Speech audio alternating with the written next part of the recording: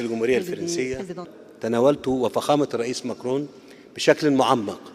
التطورات المتلاحقة على الساحة الإقليمية والدولية، وعلى رأسها الوضع المأساوي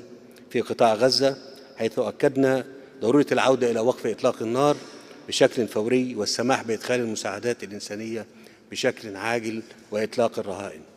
كما توافقنا على رفض أي دعوات لتهجير الفلسطينيين من أرضهم، واستعرضت مع فخامة الرئيس ماكرون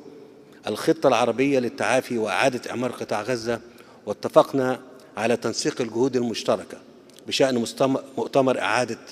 مؤتمر إعمار غزة الذي تعتزم مصر استضافته بمجرد وقف الأعمال الإدارية في القطاع.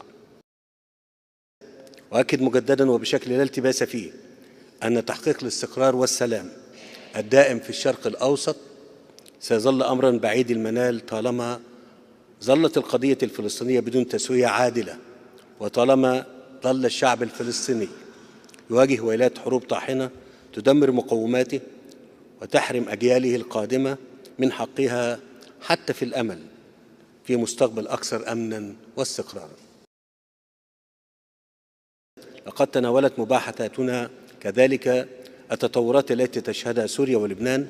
حيث توافقنا على أهمية الحفاظ على وحدة سوريا وسلامة أراضيها، وضرورة اتسام العملية السياسية خلال الفترة الانتقالية بالعمومية ومشاركة كافة مكونات الشعب السوري. وتم التجديد في هذا الصدد على ضرورة إنهاء الاحتلال الإسرائيلي للأراضي السورية. وأكدنا على حرص مصر وفرنسا على استعادة المعدلات الطبيعية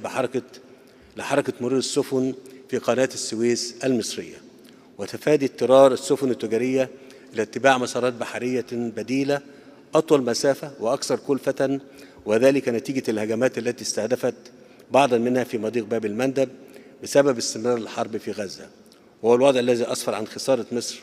نحو 7 مليارات دولار خلال عام 2024 من إيرادات قناة السويس، إلى جانب تأثيره السلبي المباشر على حركة التجارة الدولية وسلاسل الإمداد العالمية. Merci beaucoup, Monsieur le Président.